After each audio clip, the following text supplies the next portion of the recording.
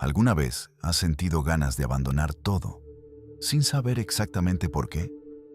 No por cansancio físico ni por un problema puntual, sino por una incomodidad más profunda, silenciosa, difícil de explicar. Henry David Thoreau conocía bien esa sensación, y lejos de verla como un error, la entendió como una señal. Vivimos en un mundo inmenso, lleno de caminos posibles, pero pasamos gran parte de la vida atrapados en un espacio mínimo. Las mismas calles, las mismas personas, las mismas rutinas, las mismas expectativas que no elegimos. Desde muy temprano aprendemos que quedarse es lo correcto, que moverse demasiado es peligroso, que cuestionar el camino recibido es una forma de ingratitud. Y sin darnos cuenta, esa idea empieza a pesar. Hay una presión silenciosa que nos empuja a permanecer donde estamos, incluso cuando ese lugar ya no nos representa. No es una orden explícita, es una gravedad invisible. El mundo espera que sigas siendo quien siempre fuiste, que encajes, que no alteres demasiado el guión.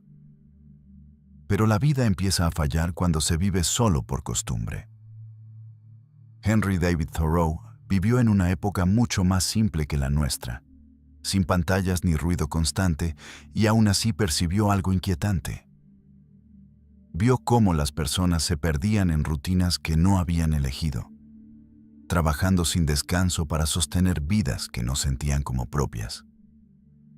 No hablaba de pobreza material, hablaba de una pobreza más profunda, la de vivir desconectado de uno mismo.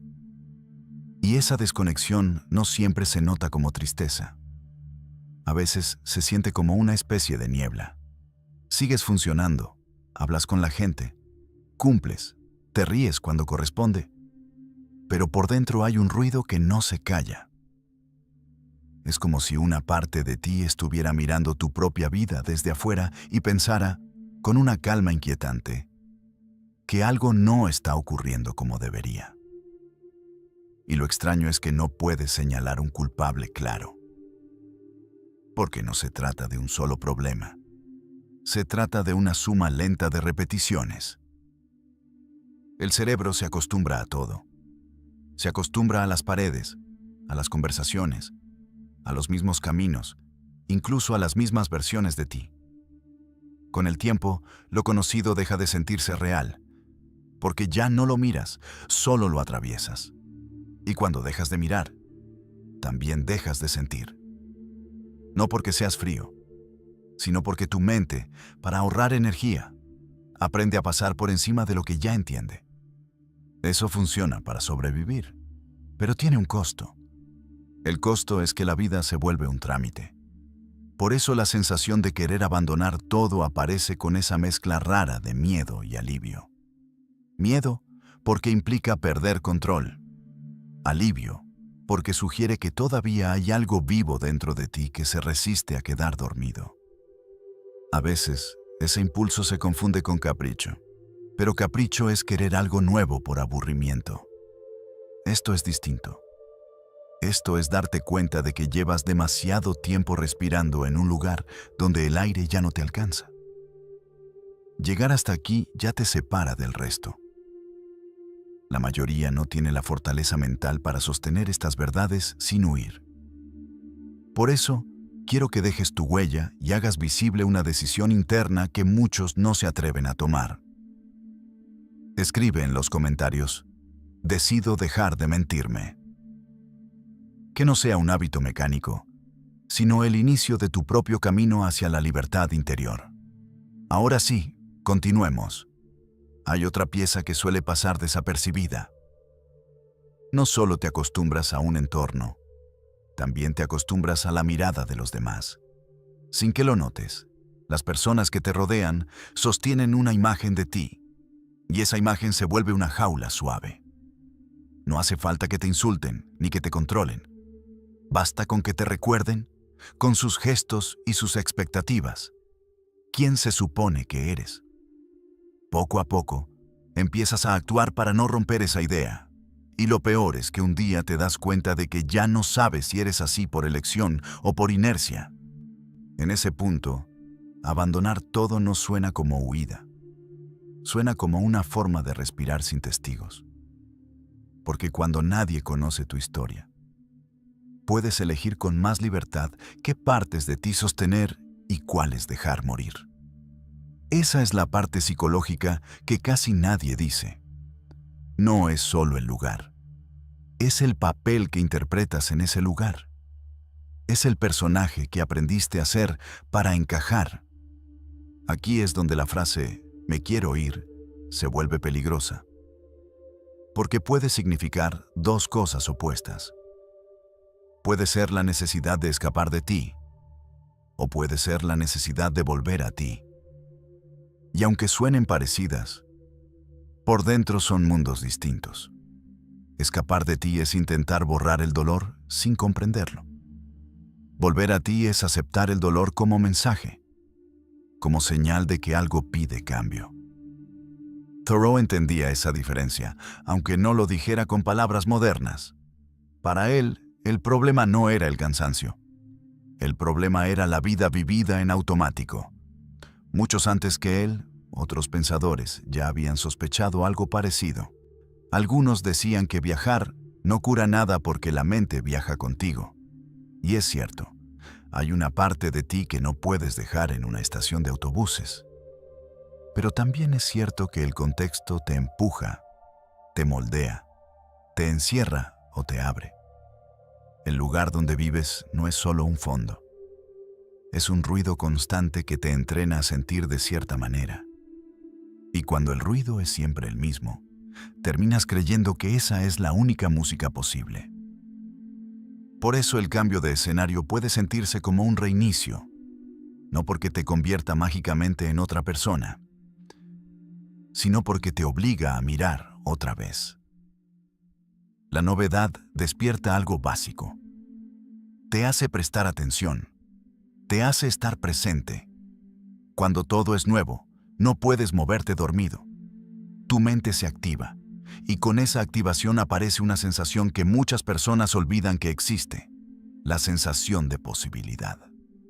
No porque todo sea fácil, sino porque tu vida deja de sentirse escrita por adelantado.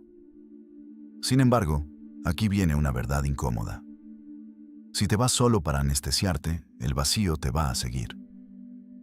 Puede tardar más en alcanzarte, pero llega. Porque el enemigo, muchas veces, no es la ciudad, ni la familia, ni el trabajo. El enemigo es una forma de vivir sin preguntarte nada. Eso puede ocurrir en cualquier parte. Puedes cambiar de país y repetir la misma vida, con otros nombres, otras calles y el mismo cansancio adentro. Entonces la pregunta no es, ¿me voy o me quedo?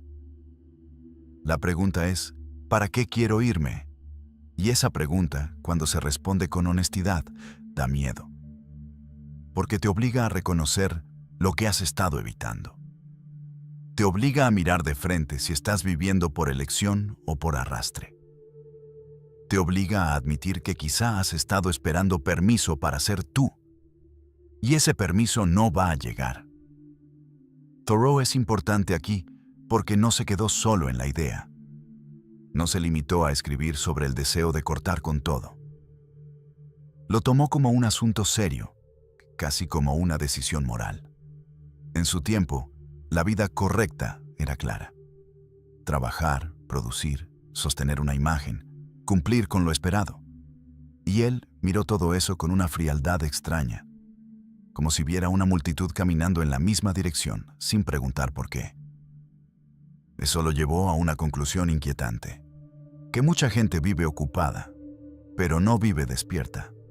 Y cuando esa idea te toca, cambia la forma en que miras tu propia rutina. Empiezas a notar detalles. ¿Cuánta energía se te va en cosas que no te importan?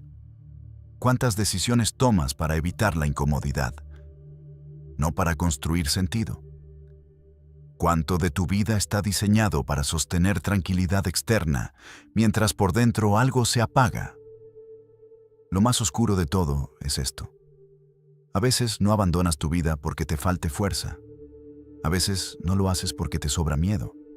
Miedo a equivocarte, miedo a perder lo construido, miedo a decepcionar, miedo a quedarte solo con tus pensamientos.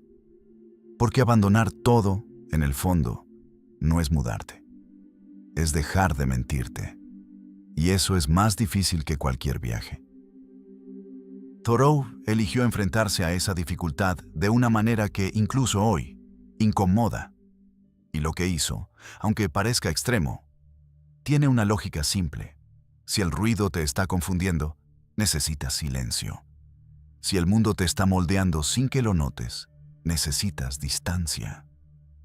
Y si quieres saber quién eres, necesitas un lugar donde no tengas que actuar. En un momento te voy a contar qué decisión tomó Thoreau, qué buscaba en realidad cuando se apartó de lo habitual, y por qué su gesto no era una huida, sino una forma radical de volver a lo esencial. Thoreau tomó una decisión que incluso hoy sigue incomodando porque no se puede reducir a una moda ni a una simple anécdota. No escapó por desesperación ni por rechazo al mundo. Se apartó para mirar la vida sin filtros. Dejó el centro del ruido y se fue a vivir solo, cerca del lago Walden, no para aislarse del mundo, sino para enfrentarse a él desde otro lugar. Su gesto fue claro y deliberado. Quería saber qué quedaba cuando todo lo accesorio desaparecía. No llevó consigo grandes comodidades ni buscó una vida fácil. Lo que buscaba era desnudar la experiencia de existir. Para Thoreau, la vida cotidiana estaba llena de capas que confundían lo esencial con lo urgente. Trabajo excesivo, hábitos heredados, obligaciones aceptadas sin cuestionamiento. Todo eso, según él, funcionaba como un velo.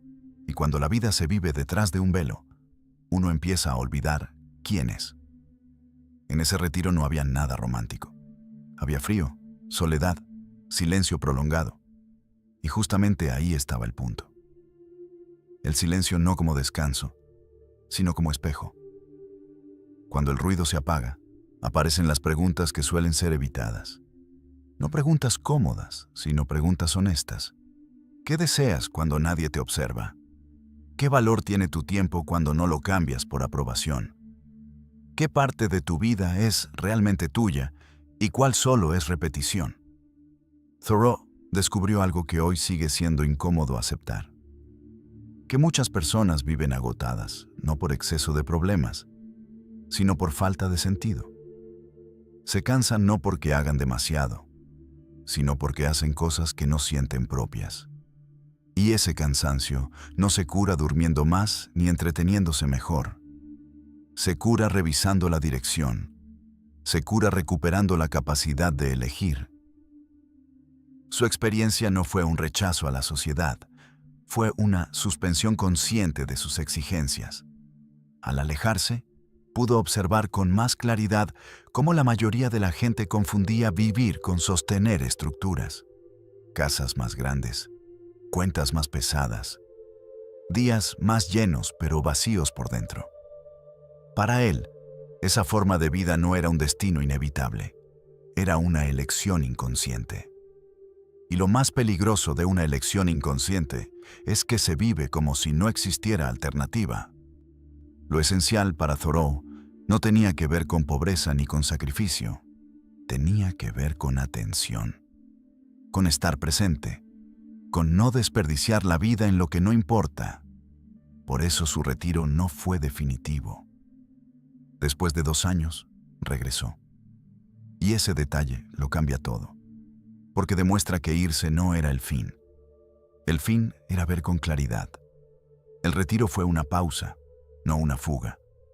Una forma de ajustar la mirada antes de volver al mundo. Ese regreso es una parte clave que muchos olvidan. Thoreau no huyó para siempre. Volvió distinto. Volvió con una percepción más afinada. Volvió sabiendo qué cosas merecían su energía y cuáles no. Su gesto fue una interrupción consciente del piloto automático. Una forma de recordar que la vida no es solo duración, es profundidad. Y ahí es donde su experiencia conecta con esa rara sensación que tal vez tú también has sentido. No el deseo infantil de escapar de las responsabilidades, sino la intuición madura de que algo en tu forma de vivir necesita ser revisado. Esa sensación no te pide necesariamente que lo dejes todo.